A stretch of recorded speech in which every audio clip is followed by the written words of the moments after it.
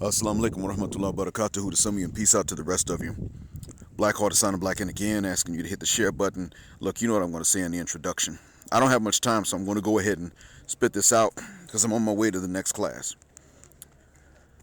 This is just a reminder of the misconceptions that I've already addressed, but I'd like for you to repeat these to yourself. And then, of course, hit the share button because we always forget this. Walaikum salam, shalom.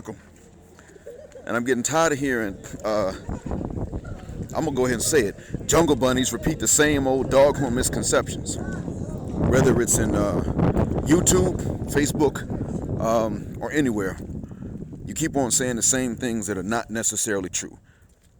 Number one, black men don't hate black women because they're black. That doesn't happen. There are young guys who prefer non-black women, young guys. I'm talking maybe in their teens and younger. This leads to misconception number two. Colorism is a thing in the black community, but it is not necessarily a thing among adults. It is largely a teenage phenomenon, as I've mentioned before, among the males. But it is a teenage phenomenon. Most adult black males are no longer colorist, and they don't have an issue with black women simply because the women are black. The third misconception is that all of the races are on code. All of the races are not on code. They're just very good about their codes against us, that's all. We walk in the room, we're darker than everybody else, we stand out, they got stuff to say about it. If there were none of us around, then everybody would be on code when the South Indian walks into the room. You understand now how this is going? It's a pattern. They're not all on code. Whatever codes they have, they drop in favor of white people.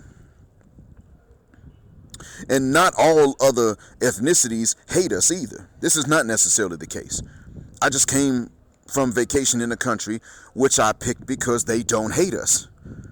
They actually are us, and many cases, they are nicer and friendlier to us than we are to ourselves. If you want to go somewhere and be accepted as a black person, you got a better shot in Malaysia and Indonesia at times than you do in some parts of Africa. It never occurs to them to not take orders from you because you're black. They don't have that idea. None of them has that. It doesn't exist. Now, if you are white and you go to that country, there is a code that will violate. One of them is you don't go to a wedding if you're not invited, right? But let's say you're white, you happen to pass by a wedding. Walaikum salam. You happen to pass by a wedding, you're then invited. Now that is an issue. That's one of the things they do. They get a little bit too happy. Get a little bit too happy to see you. Assalamu alaikum. Shalom alaikum. They get a little bit too happy to see you just because you're white. But as far as, like being anti-black, they don't have that concept there. As a matter of fact, they don't even know why Meghan Markle and Prince Harry are leaving the palace. They don't know that she faced racism in the UK because it's such a foreign concept to them. So now that I mentioned this, repeat them to yourself and then hit the share button. Because I'm tired of getting on Facebook and YouTube and any other social media and seeing you jungle bunnies type these same things again after I've already clarified them for us. No, they're not all on code. Massa rules them too and breaks their codes all the time. They don't all hate us, but although most of them are united against us, that's true. Black folks do face colorism, but it's not necessarily the case among adult males. And no, we don't have an issue with black women because they're black. We have an issue with black Western women because their attitudes suck. That's what it is. That's it. I hope this has been a benefit. I got to go to class now. Assalamu alaikum. Signing black out.